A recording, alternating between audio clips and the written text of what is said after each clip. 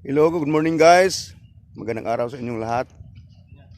Ah, kung saan man kayong sulok sa mundo, katulad sa lalo na sa katulad kong OFW.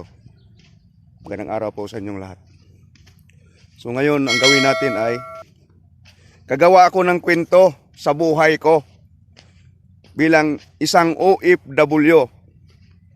So bago umpisa ang lahat, doon tayo muna sa tuktok, doon tayo mag-MMK. Okay guys, abangan nyo ako doon. Kasi mahirap umakyat hinihingal na. Bye-bye muna. Yan kabay guys, bitbitin natin yung sinilas. Oh. Alright. Pahinga muna tayo. Saglit.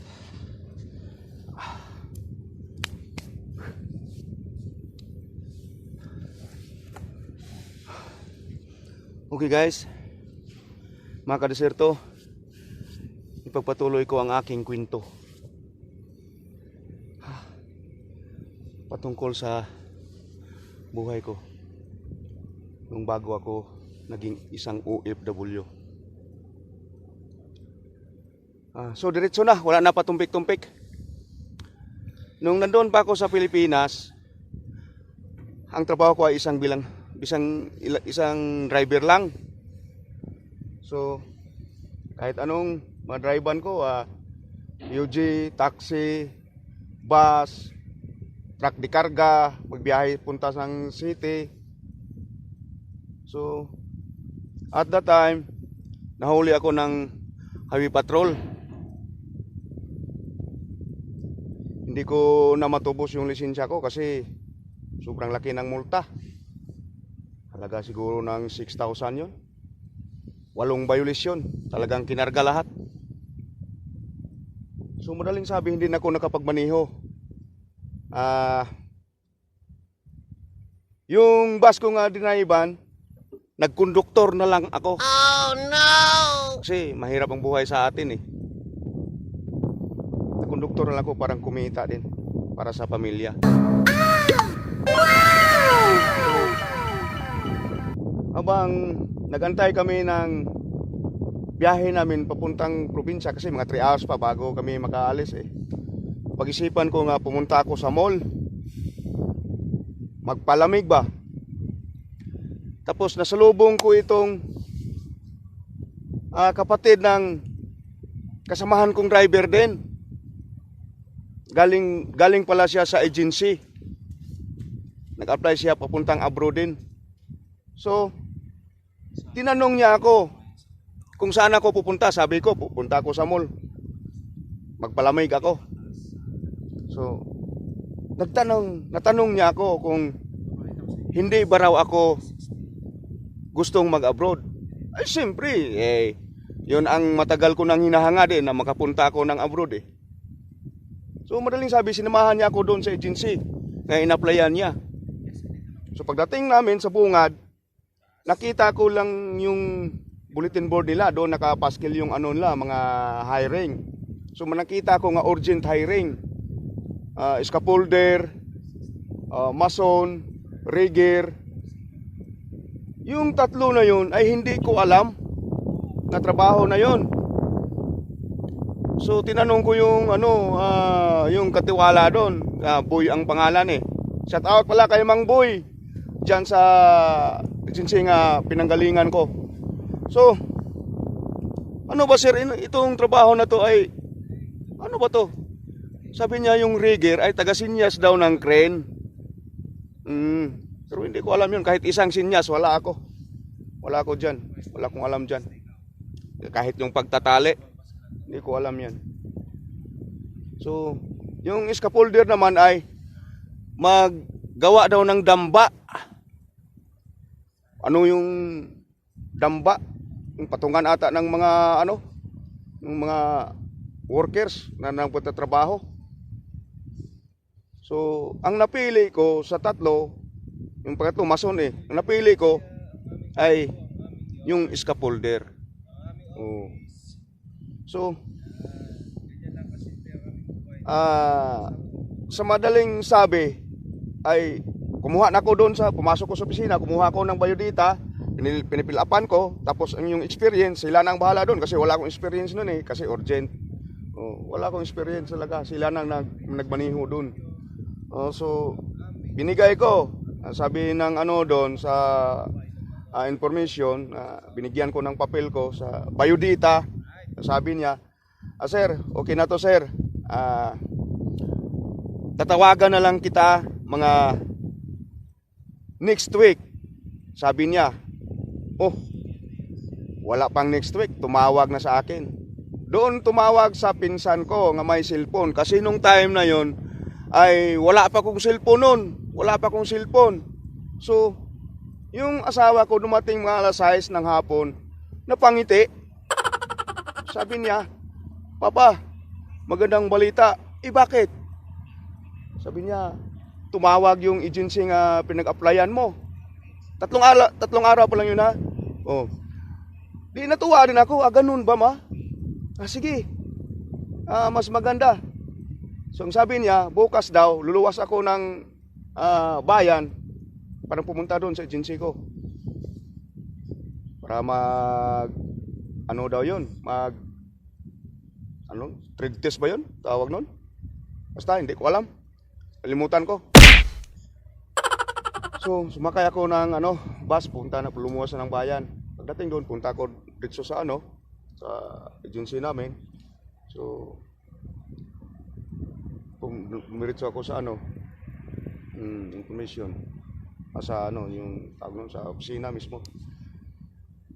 Kilala ko doon, I'm Nicomedes, ma'am. Sabi ko ganun. Ang tanong ako patungkol sa ko yung in-applyan ko kasi may tumawag kahapon sa pinsan ko na daw papuntahin niyo ako dito. Sabi naman ng babae, sabi niya, sige doon ka upo sir, tatawagan lang kita. Umupo ko nga 10 minutes siguro, matagal-tagal din kasi marami kami eh. Tinawag niya yung pangalan ko. Sabi niya, Nicomedes, come. Paglapit ko sa kanya, sir, ito ang requirements natin. Passport daw yon, passport, tapos yung placement. Basta nandun na lahat. Sige ma'am, to be followed na lang. Umuwi ako. Sinabihan ko yung asawa ko nga ganito, mag-prepare tayo ng ganitong halaga para pag passport ko, process sa passport ko, as ka yung placement fee, malaki-laki din. Mahigit pa sa isang sahod ko dito. So, yung time na nag-antay ako sa amin sa probinsya, mga 3 linggo mula pag punta ko ng bayan, tinawagan lang ako ulit para daw final interview. Darating daw yung yung HR. So bumalik ako ng city. Tapos doon na. Nandun talaga yung HR, yung final interview sa amin. Kasama na yon, trade test, lahat. So, inabot kami ng alas 12 ng hating gabi. So, sa madaling sabi, ay talagang madali lang ang pag-alis namin. Madali lang. Ang napakaganda, yung napasukan kong kumpanya, napakabait. Napakabait talaga yung napasukan kong kumpanya. Hindi tulad ng iba na kumpanya ay kawawa yung mga kababayan natin. Mga kababayan natin, pagpunta nila dito, trabaho na ng 3 buwan, 3 hanggang 1 year, wala na, nag-collapse na yung kumpanya nila. So, talagang hindi pinalad.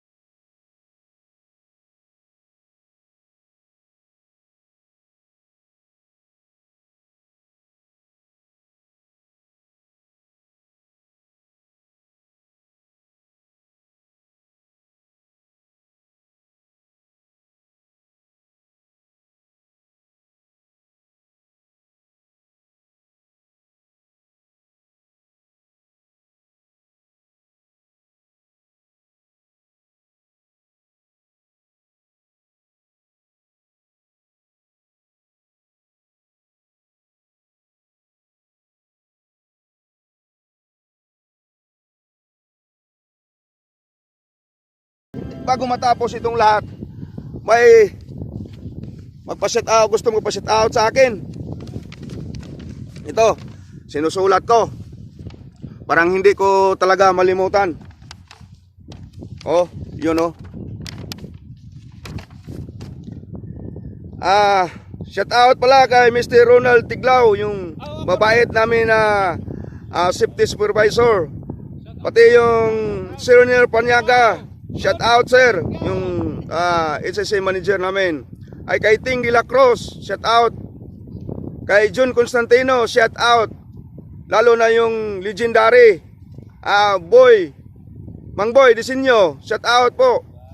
Danilo Suilo, shout out. Yung Rimboy TV, shout out sa Yodol.